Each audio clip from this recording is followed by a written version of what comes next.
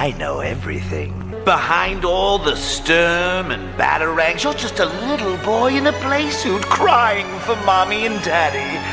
It'd be funny if it weren't so pathetic. No, what the heck, I'll laugh anyway.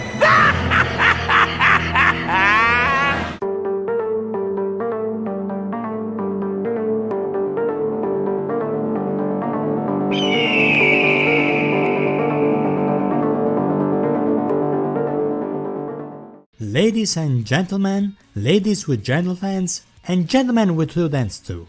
I'm not here to say it is the best anime-themed Death Battle episode, because Dio vs Alucard exists. I'm not here to say it's the best villain vs villain episode, because Goku Black vs Reverse Flash exists. Hell, I'm not even necessarily here to say it's the superior JJK episode, as I still think there's a lot to love about Gojo vs Makima. But when I tell you Mahito vs Shigaraki is a very strong candidate to fulfill all three titles at once, rest assured I do think we got something special in our hands today. Top it all off with what I would undoubtedly call was one of the best writing in a Death Battle episode, period, breakdowns that range anywhere between great to fantastic, and an animation filled with cool action sets and meaningful character moments. You can probably guess I don't want this intro to drag any more than it already did, so let's just get into it. I am Uncle Krypton. Subscribe for more Death Battle goodness, leave a thumbs up if you think you can tolerate any more hand puns, and let's get it. Shigaraki's breakdown wasted zero time letting you know how big it's gonna be.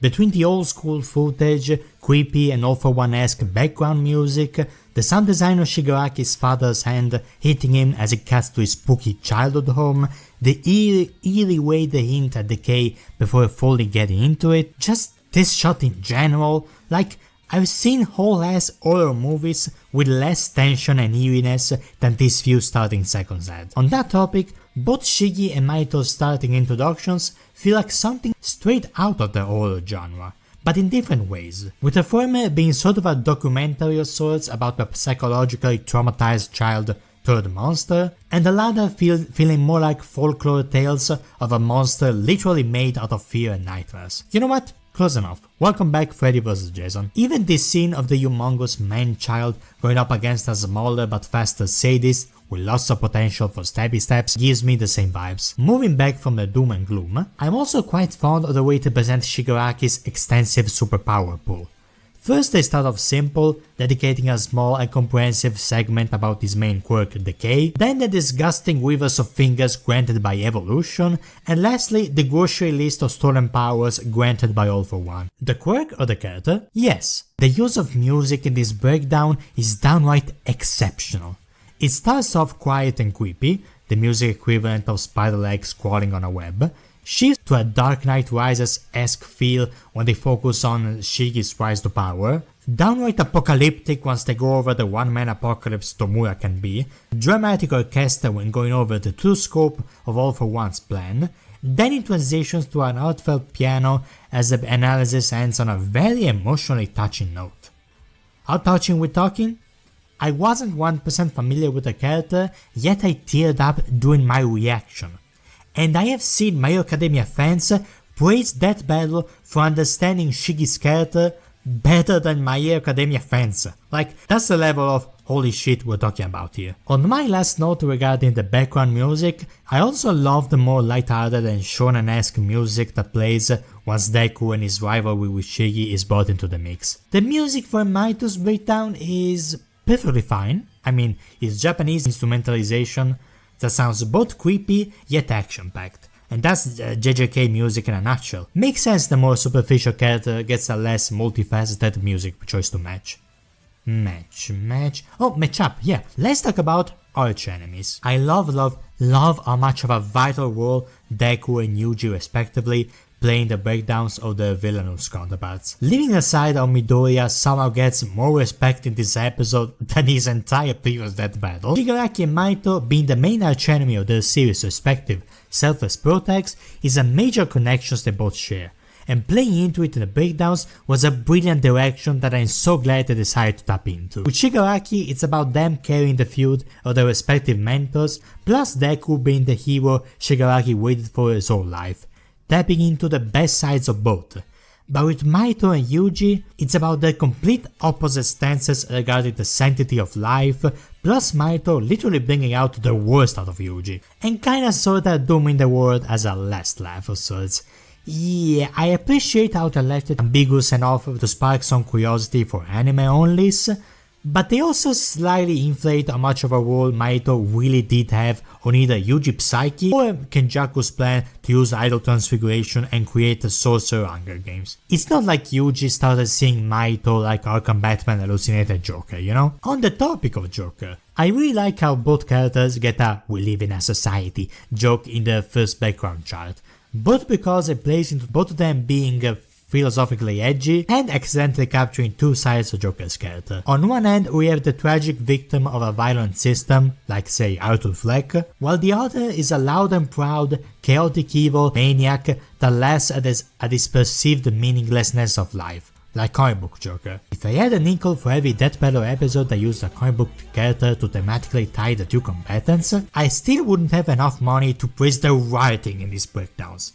All for one purpose: wolf from Dog Eat Dog World meets a bigger wolf, the only helping hand he found belonged to the devil, how Shigaraki's analysis went into him going from crying child to menace, whereas Mahito went from menace to crying child, how they both end by delving into who they were underneath the nihilism all along. I'm surprised they managed to finish the script without accidentally setting the keyboard on fire. Mahito's breakdown is still really good, but not fantastic like Shigi's. Like, it's the difference between a very solid 8 and a full 10. We are talking about a considerably less nuanced and shorter lived character after all, but they do cleverly manage to fill the runtime by getting into the complexities of JJK world building and hyping up Mahito as much as possible when the camera pans back to him, in what I call the best way to introduce this character for those who are unaware, honestly. Easily setting the stage for who you would want to root against another fellow villain. So much so that it might generally sound like Shigi may be doomed if your mind fixates on stuff like Mahito is an invisible curse with exponential power and so on and so forth. The editing for this young disaster curse is fittingly disgusting. Lots of EU-worthy, flushy, flashy, stretchy sound effects and visuals from heads to toes. Ugh. Boomstick's way of describing Itadori's selflessness was also really funny, and it further reinforces my opinion that cutaway gags are kinda no longer needed when the right delivery is enough. Sorry if that's a hot take guys, but I'd rather have them save budget for the fight animation itself. I really like how they go from the war between curses and sorcerers, then zoom in on the two opposing cogs of this system, Mahito and Yuji. Suki himself plays a notable part in this analysis, being used as an example to visualize the relation between body and soul in JJK, stands in for the sorcery part in Sorcery Fight, while Yuji Left Right Goodnight Itadori gets the second part, and establishes Mahito's poor track record against teens that happen to have a literal demon inside them, who's not too keen on intruders. It's a surprise tool that can help us later. I do wish they had briefly touched upon Kenjaku turning Mahito into a tool for his plans, you know, like Mahito did to Junpei and pretty much everyone he came across, making for a very poetic defeat, but that's okay because we have another poetic defeat coming up next. Like it's the case for all big Death Battle episodes, there's stuff to talk about before the battle even starts. First things first, yes, that is Edwin, who yes, made the mimic, but he also makes up for the second official FNAF reference in a Death Battle, which alongside having just as many Danganronpa nods, really makes me further push for my Junko Trap agenda. In my reaction, I praised Moro, the animator, for drawing an entire crowd just to set the mood for this fight, but it turns out that this was actually the work of his sister, who was, and I quote, asked to draw out his characters as garbage as possible. This begs the question, if this is her idea of quote-unquote garbage drawings, what the hell is she gonna do if she is set to animate her own episode next? End up on Mappa's radar? Because let me tell you, she did such a bad job at being bad that she created a fan-favorite baddie who got a ton of love from the Death Battle community. People even came up with the headcanon that this girl, Akane, was a casualty in previous fights too, but always came back due to a regeneration quirk. That's a really fun idea. But on the topic of thirsting over her, not gonna lie, office lady, messy hair, Japanese, may or may not be late 20s, early 30s, you know what, I get it. You know what I'm saying, I kinda get it. Yeah. On the topic of beings beyond salvation, Mahito's head popping spree is interrupted by one of his civilians not being quite like the others, as his idol transfiguration ends up destroying the vestige of Shinomori, aka the user of danger sense, the same quirk that alerted Shigaraki to protect himself from the serial toucher on the loose, in a very Spider-Sense sort of way, which explains why he has a much more difficult time predicting Mahito's already unorthodox fighting style from this point onwards. Do you realize how much I've been talking before a single word was said in this animation? That's how you know this battle is something else. The blue lit subway station is obviously a dead ringer for the Shibuya incident arc from JJK, and it's far from the only JJK-isms in this episode. I'll probably put a counter up there. I also really like how scared and unsettled Shigi looks for the first few seconds. Because yeah, people exploding it's kinda whatever, but someone penetrating your souls at random would give anyone the heebie-jeebies. But I love Mahito's reveal. The giggle, the Michael Myers head tilt, the need for an extra superpower to even perceive the guy, the flickering lights. They immediately established Mahito as this eerie paranormal entity with a sick sense of humor. I think it's a good time as any to praise the fact that despite everyone expecting Omniland 2.0, I'm actually really glad they kept this aura up until the very end for this episode. Reminds me of that tweet I once saw about how much of a horror movie it must be for a normal human in the JJK-verse to come in contact with a curse, even a minor one. Despite the stomp that this turns out to be once you look at the numbers, throughout this entire animation, Shigaraki often finds himself in the back foot for just how unpredictable his opponent is, outmaneuvering the new symbol of fear, taking him off guard, dispatching his minions, getting dangerously close to victory, and causing great losses on his superpower pool every time contact is made. I'm honestly not mad with scenes like this, because it's less so Mahito being portrayed as stronger, and more so the equivalent of Lex Luthor punching Superman with magic wet sun infused kryptonite gloves. Come to Papa.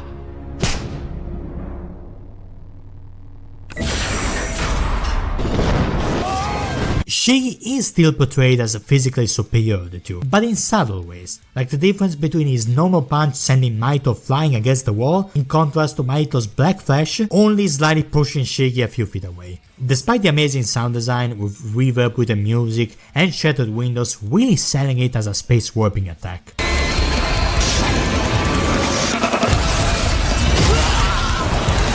It does leave Shigi with a blood splatter around his face for the rest of the fight though, which funny enough resembles a superhero mask. Or also stuff like Shigaraki moving so fast, either with heavy payload or spring-like limbs, going by storyboards, that from Mahito's perspective, the twin behind them hasn't even moved, dodging decay only thanks to his wibbly-wobbly shapeshifting. Small touches like this are a few reasons why Death Battle remains one of my favorite animated projects ever. The animation and general expressions work in this battle are nothing short of divine. Even if Mahito's big mouth at the start kinda looks a bit off-modelish, then again he can shapeshift so this is probably normal for him. But it is the only thing that stops my brain from fully seeing this as a JJK clip. I adore how Shigaraki is portrayed as strategically smarter of the two, having learned from his mistakes compared to Mr. Brilliant but Lazy over here who just relies on pure talent. He takes the fight more seriously, tries to keep Mahito at a distance, uses the flashy beam clash so that Mahito doesn't see the Super Smash Bros beam coming up, goes into defense mode as soon as his opponent levels up, aims to capitalize on decay as soon as he gets solid proof as the only viable option to put down Mahito, and above all else, he tricks him into being grabbed onto his decay-inducing ends, using his freaking stump as they start generating around the Disaster Curse's arm. If this was anyone else, it would have been GG's right then and there. In contrast, Mahito doesn't stop even once to question why his usual insta-kill move isn't insta-killing this new opponent. Treats the whole thing as a joke, and while the bag of tricks he keeps pulling out of is indeed full of surprises for Shigi, they ultimately fail to do anything and instead leave Mahito utterly powerless once they run out. I swear, this has to be the best written fight in the show's history. And I even said a word about the dialogue yet. Heard of a powerful villain stalking these parts? My organization is going to tear this putrid world down around us. We could use a freak of your talents. Little old me. Do I want to be king of the social rejects? How about I bring them your head instead? fine by me. In case the contrast of mass murder versus minding your own business wasn't clear, this dialogue immediately established Shigaraki as the undisputed lesser of the two evils in this fight. First things first, despite attempting to kill him and deprive him of an extremely useful power, Shigaraki still offers Mahito a chance to join the League of Villains, which, by the way, it would result in an absolute slaughter because most people in that verse aren't soul sponges, you know? And note how he says my organization, not me and my organization, no. It's his friends first, how they aim to destroy the world around us, how we could use a freak of your talents. You can tell a lot about a person based on how they talk about someone who's not in the room, and Shigi so nonchalantly valuing his fellow villains as friends is not only perfectly in character, but a clear reminder of the love that this disgusting, repulsive, pure evil little shit can't even begin to fathom. If Gojo vs Makima had two very different brands of cockiness clashing one another, this fight offers two different shades of, let's say, snarkiness clashing one another. Shigi is straight to the point, prone on one-liners, and it's deadly serious, like you know, in a very emo whatever dude, gamers always respawn. Whereas Mahito is way more playful, exaggerated and dramatic, both in gestures, expressions and choice of words. It's different from the usual serious versus comical dynamics we get on that battle, because those are more like sword versus hammer. This is more so a katana going up against a Zweihander. Still a sword fight, but each sword is clearly doing something different from the other.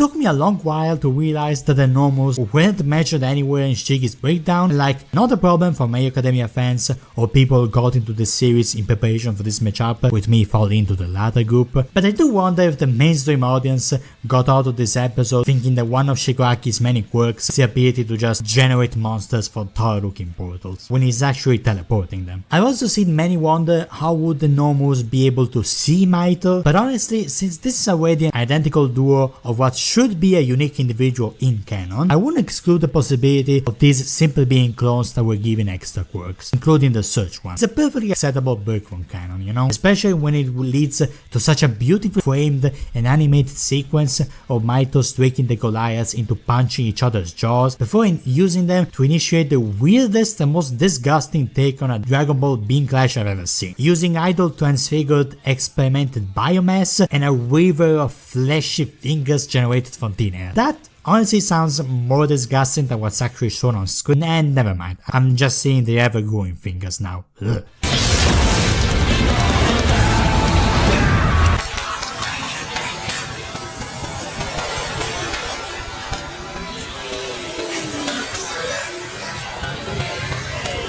God, how lame!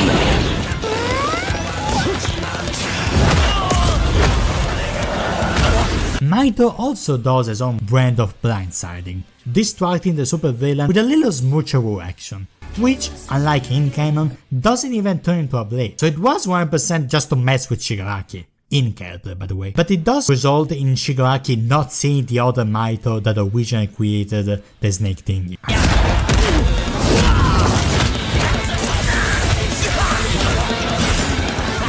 I'm sure it must have felt great for Mahito to be on the other end of a 2-on-1 jumping for once. Audition over. Did I get the part? The vocal performances are nothing short of great, and I think this exchange exemplifies that perfectly. Tom Sharks, aka somehow both Omni-Man and SpongeBob, nails the raspy and quiet voice of Shigaraki, but you can tell Sean Chiplock is having a blast playing the pure evil Mahito.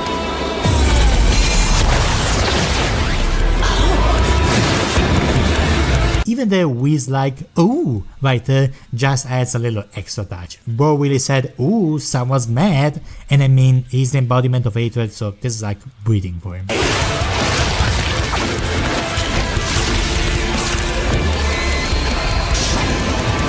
What a rush!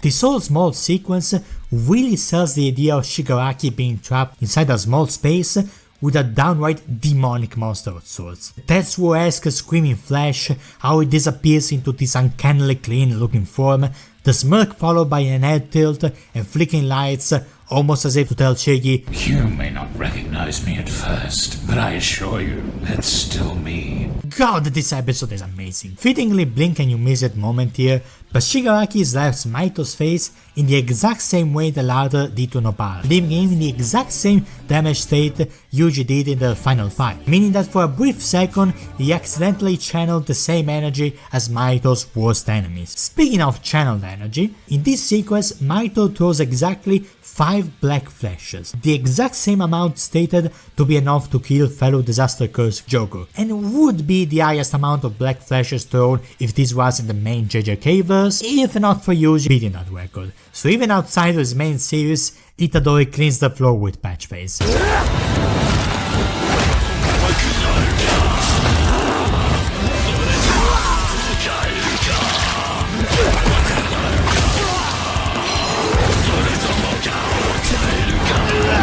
Honestly, this whole segment might just be a highlight of anime death battles as a whole. The camera movements, the music, the vocal performances, the action, the sound design.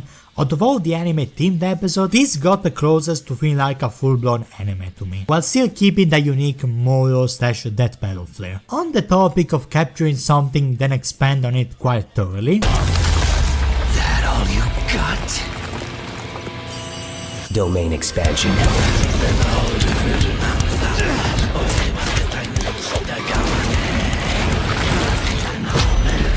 When I first heard this delivery, I did find it oddly funny that he didn't really announce his domain expansion, like JJK characters usually do both in canon and or memes. Instead, bro went like, domain expansion victims as what? What?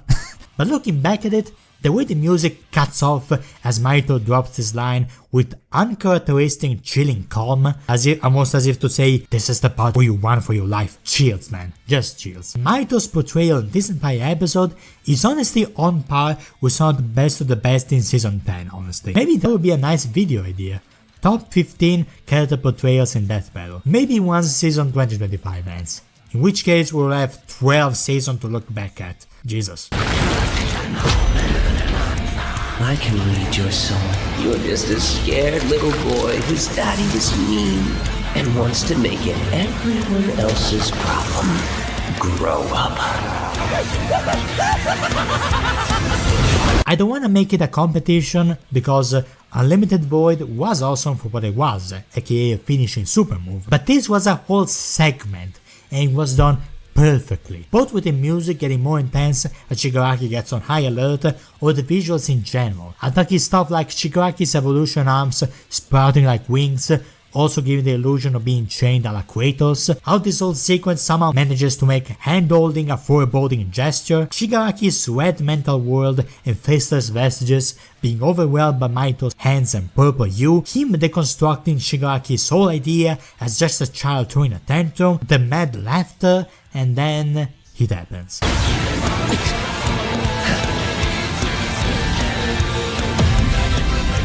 Hands off my masterpiece. In a scene whose concept everyone made memes about before the episode dropped, due to the obvious connection of Mahito once again fighting a teenager whose body houses a demonic supervillain, it actually ends up happening in the fight itself, and it's glorious. All for one mimicking the already Sukuna-esque pose he does in canon, plus emulated the King of Curses even more by looking down at Mahito from a throne. The sheer disoriented confusion in Mahito's face as he goes from cackling demon to hey, what's going on? All for one calling Shigi his masterpiece, which is technically both praising his quote-unquote son but also objectifying it as his property.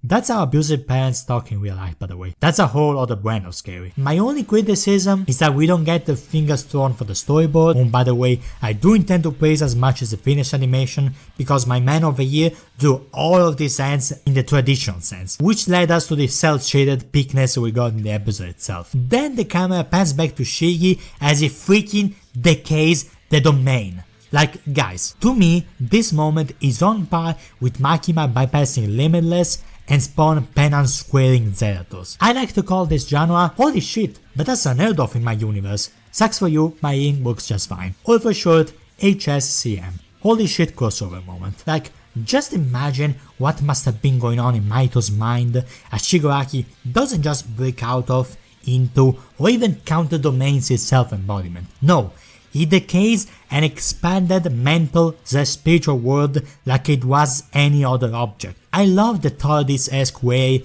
it takes so much space inside while being so much smaller on the outside. It further emphasizes the illogical barrier that Shigaraki just effortlessly tore down. Like, none of this would hit nearly as hard if the domain didn't effectively work up until Over 1 came in. It's a quick moment, so it probably sounds like I'm overselling it, but trust me, the scenes I want to discuss next speaks for itself in a very, very beautiful voice. This ending. This whole entire ending. Where do I even begin? Let's start with the small stuff. For some reason, the way Shigaraki just nonchalantly emerges from an exploding vehicle gave me major T-1000 vibes, his Mortal Kombat fatality especially, which makes perfect sense since he's way past beyond the point of being bargained or reasoned with. And the way Mahito cycles to his various forms in an attempt to escape also gave me major T-1000 vibes. Can you guys tell that T-1000 versus the Thing has been on my mind lately? I mean, I don't really see the Terminator franchise returning from the show for any other matchup, to be honest. This shot, just this shot. The way this battle flawlessly captured Shigaraki's evolution from a goofy nerd to an apocalyptic angel of death with wings-like arms touching the ground as both Mahito and the audience terrifyingly realize he can use both quirks at once. The sweet karma of Mahito going from a head explosion deliverer to an exploded head receiver with the same sound effect to boot.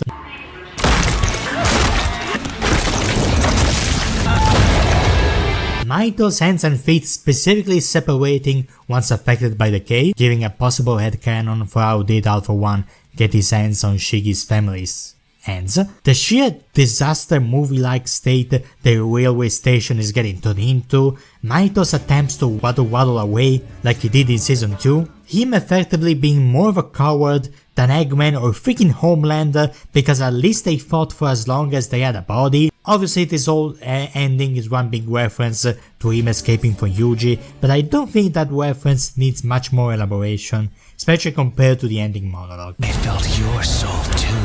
You only hate humanity because you were born that way. Totally random. I hate them for a reason. Even just reading Mahito's soul for a few seconds was enough for Shigi to see how much of a ChatGPT of the human experience Mahito really was. Sure, he is the embodiment of humanity's malice, but that's literally it. He doesn't have ideas to stand for or the capacity to grow a fucking spine when the chips are down. He is a being composed entirely of vibes. Hollow, vapid, and downright empty vibes. That's why when you peel off the very few layers he has, you won't find anything because he's already sprinting towards the opposite direction the second you start peeling. In contrast, Tomura actually carries layers within him. Not just in the sense that when he was defeated in canon, he was actually grateful that someone actually stood up for what heroism should be like, or the fact that he has literal layers of souls inside him. No, it's the fact that Mahito's reading of him, downplaying of parental abuse aside, is not really that inaccurate. In fact, I'm pretty sure the almighty levels of pissed off Shigaraki retains from this moment onwards is because of how close to home Mahito hit. You grow up is perfect as a finishing line, both because Mahito is undeniably the more childish of the two with zero room to talk about maturing, but it's also an ironically childish response. Guys, it's a no you.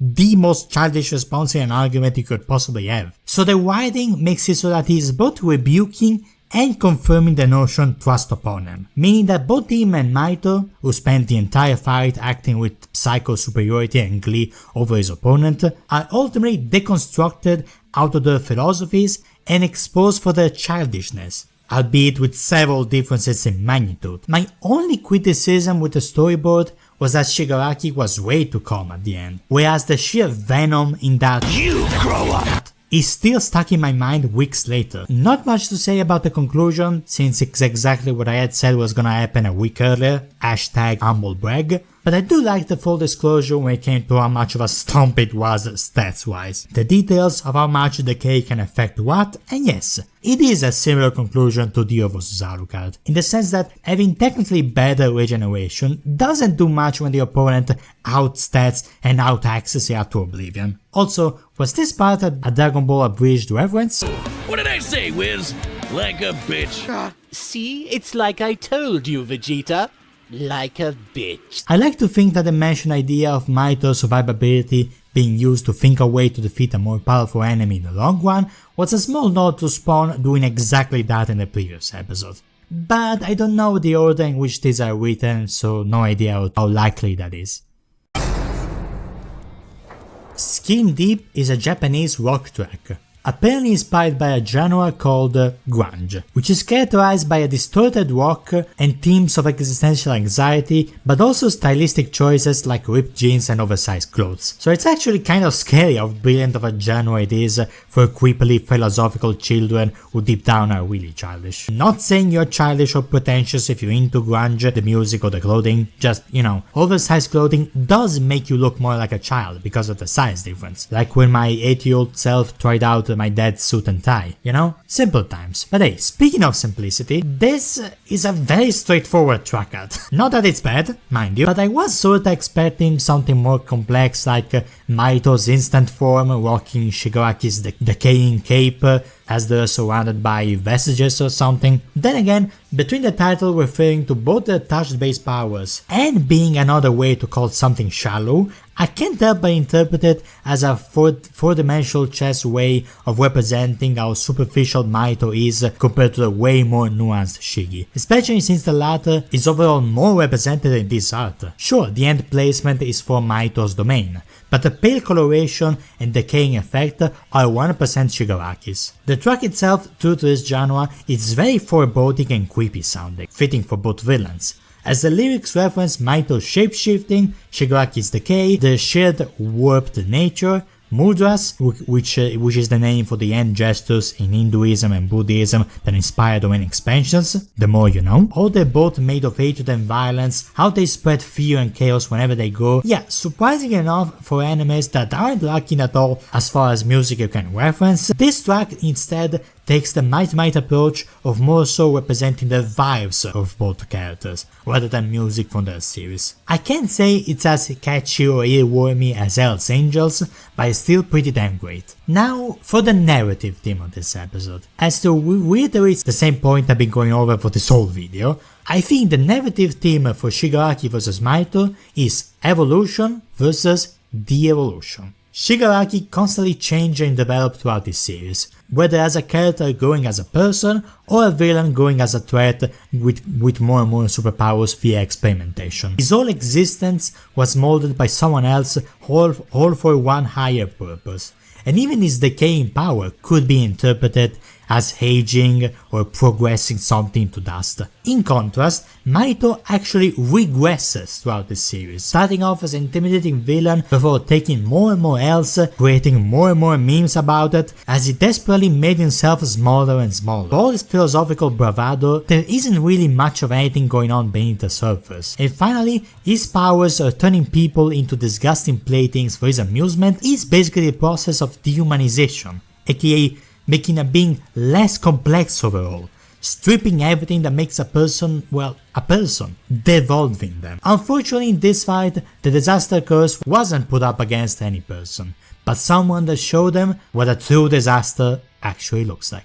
For today's bonus chapter, I am/was you. As if this episode couldn't give me more of a teamgasm than it already did, and despite coming from different franchises, Mahito kinda accidentally works as a potential route for what Shigaraki might have been. He is basically the embodiment of All For One's desired destructive potential, but inside the body of a deeply immature, impulsive, and shallow young villain who doesn't quite meet the standards of his superiors. AKA exactly what Shigaraki was early on in My Hero Academia. He is all of Shigaraki's worst traits, fitting since he's the little embodiment of mankind, fierce and malice towards one another, without any of the complexity or tragedy that makes him a full person that's at least within reach of redemption. In this way, Mahito is everything Shigaraki grew out of. or well, he says he did. In contrast, Shigaraki is basically a superior Mahito, not just in terms of a better AoE effect, touchy power, superior stats, superior acts, none of that. I mean that he is a superior embodiment of humanity's fear of one another that Mahito ever was. Because instead of just oozing out of it per chance, those are things Shigaraki felt, lived, feared, learned to love in his own twisted way, but most importantly, delivered upon others, bringing down powerhouses to their knees in his home series. In the end, he treated Mahito like he treated most villains he came across, first presenting himself as an immature pawn with not much else going on, only to prove himself the superior villain by the end, like when he outmaneuvered Overhaul, outshined Redestro, outlasted Star and Stripes, and now out-Mahito'd Mahito himself. I am you.